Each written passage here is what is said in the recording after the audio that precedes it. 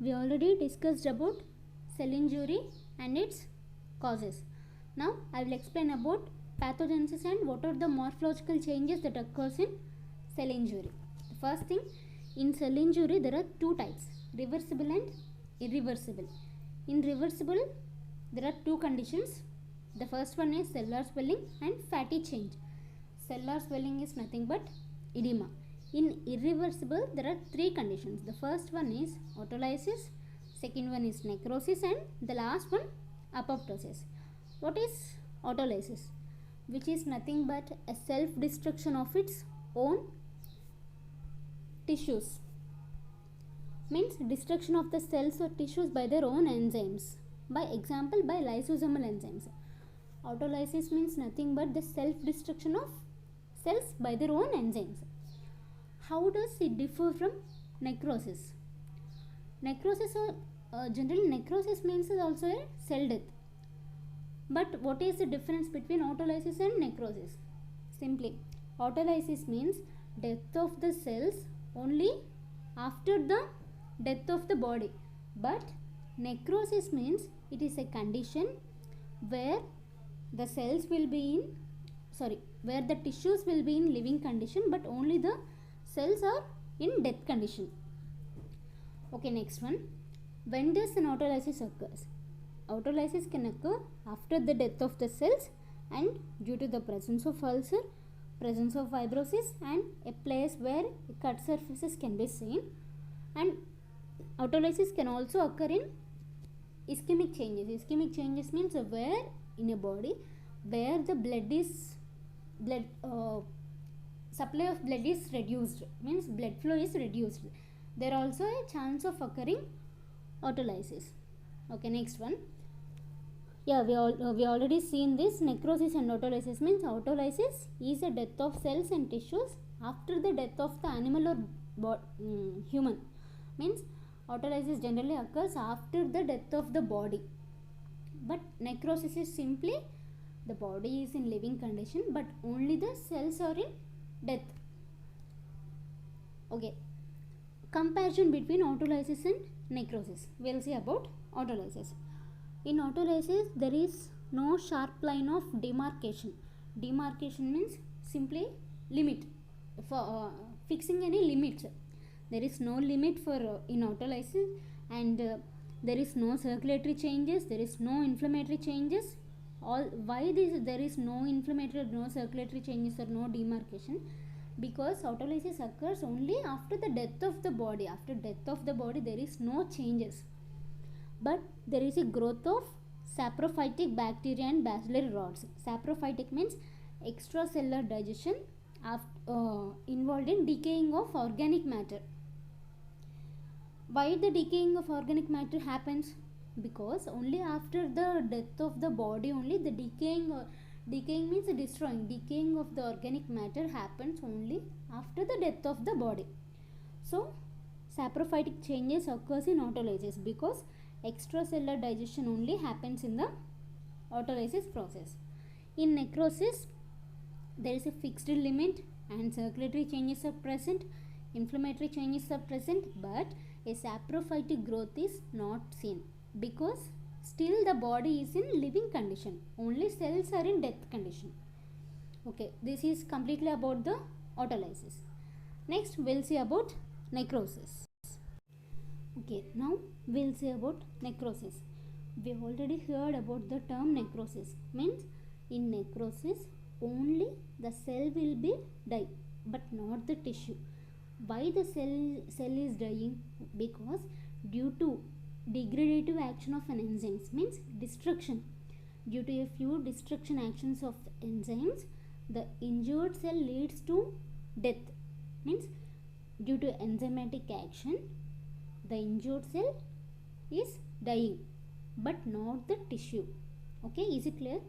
It is defined as spectrum of morphological changes that follow cell death in living tissue due to degradative action of enzymes of lethally injured cells. Means due to the destruction action of the enzymes, the injured cell is going to die but not the tissues. All the tissues will be in living condition, only cells will die.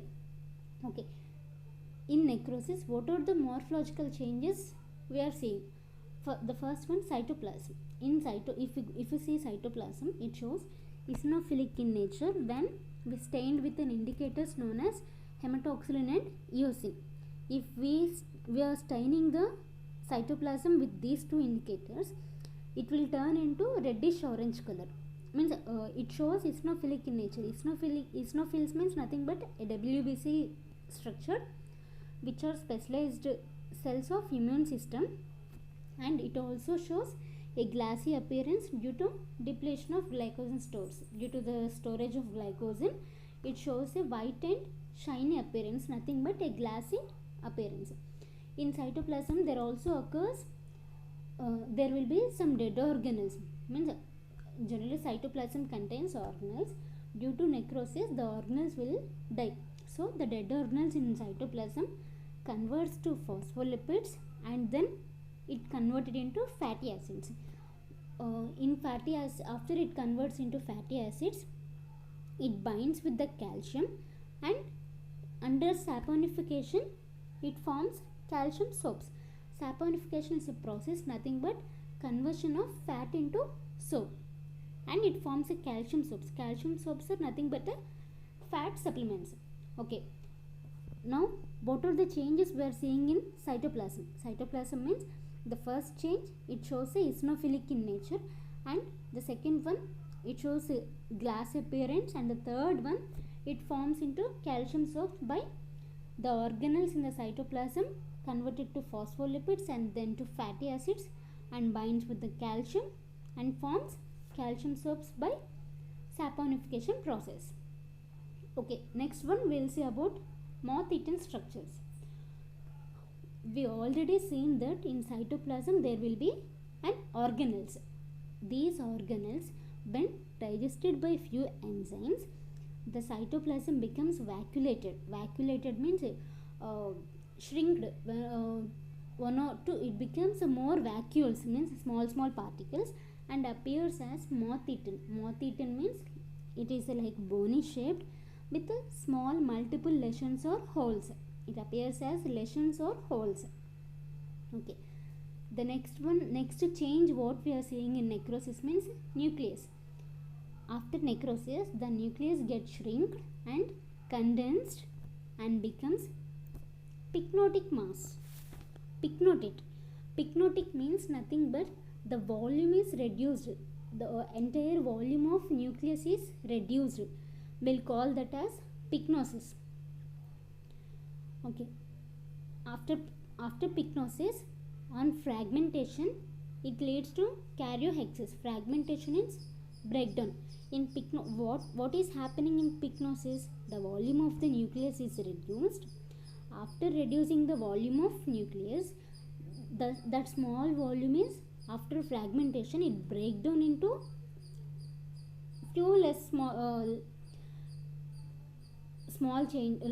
volume. It leads to karyohexis. Karyohexis means destruction, and on denaturation process, it leads to karyolysis. Denaturation means nothing but losing of their structures. It leads to karyolysis. Karyolysis means complete dissolution of the nucleus. Okay, we'll say again. What is pycnosis? Pycnosis means the nucleus volume is reduced. After reducing the nucleus volume, on fragmentation process, the entire volume of nucleus is breaking down into smaller particles, and after denaturation, after breaking down, it leads to karyohexis, which is nothing but destruction. After destructing it into the small particles, it leads to karyolysis. On denaturation, denaturation means these small particles or these small structures lose their structure. Slowly they lose their structures and leads to karyolysis. Karyolysis means nothing but dissolution of nucleus. First one, breakdown after denaturation, and completely the nucleus is dissolved. This is about the morphological changes. Now we'll see what are the types of necrosis. Means based on the place where the necrosis happens, there are few types. There are 6 types. The first one, coagulative necrosis, liquefactive necrosis, gangrenous necrosis, caseous necrosis and fat necrosis, and the last one is fibrinoid necrosis. First we'll see about coagulative necrosis. Here is the coagulative necrosis.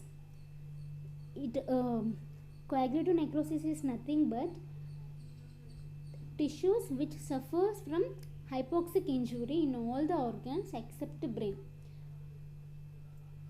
Necrosis means we already seen that cells are dead. If cells are dead, next term is tissues. We know that a group of cells together form tissues, so we will go for tissues.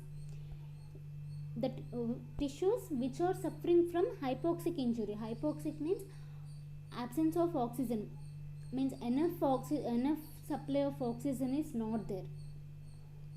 That we'll call as hypoxic. Hypoxia means nothing but enough supplement of oxygen is not there. Okay, those tissues which are suffering from hypoxic injury in all the organs except brain. Remember the term, group of tissues together form organs. The same here, tissues which are suffering from absence of oxygen supply to all the organs except the brain. That condition is known as coagulative necrosis. Next one is liquefactive necrosis. Generally it occurs in the same here also, tissues which are suffering from hypoxic injury, means tissues which are suffering from absence of oxygen supply in brain. This liquefactive necrosis also occurs not only due to absence of oxygen but also due to any bacterial or fungal infections. Means liquefactive necrosis occurs due to hypoxic injury to brain or due to bacterial and fungal infections. Okay, is it clear? The first one, coagulative necrosis, means tissues which are suffering from hypoxic injury in all the organs except brain. Liquefactive means hypoxic injury to brain and also due to bacterial and fungal infections. Third one is gangrenous necrosis. Mainly the gangrenous, it occurs to lower limbs, means legs. In lower limbs, due to hypoxic injury, due to absence of oxygen supply to the lower limbs, there occurs a gangrenous necrosis. First one, it starts with the coagulative necrosis. Coagulative necrosis means we already know hypoxic injury can occur to any part of the organ except brain. So now it is affecting the lower limbs. After affecting the lower limbs, it is superimposed, means it is converted to bacterial infection, causes liquefactive necrosis. First it starts with coagulative necrosis and it turns to liquefactive necrosis. Means first it is infecting the lower limbs and the bacteria forms. Those bacteria becomes infected and causes liquefactive necrosis. If the coagulative necrosis and liquefactive necrosis together forms, if the coagulative necrosis and gangrenes together forms, we'll call that as wet gangrenous. Only the coagulative necrosis forms, then we'll call that as dry gangrenous.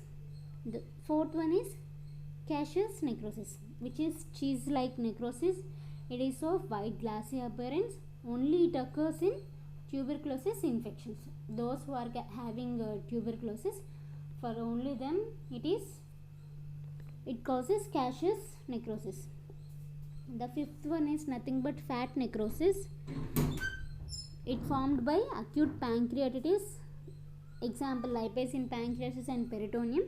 And the next one, fibrinoid necrosis, mainly we will see in blood vessels, especially in immunological disorders where the antigen and antibody complex enters and stay in the blood vessel. After rupturing of the layers, they form fibrin and shows eosinophilic in nature. Okay, this is about necrosis. That's all. Thank you.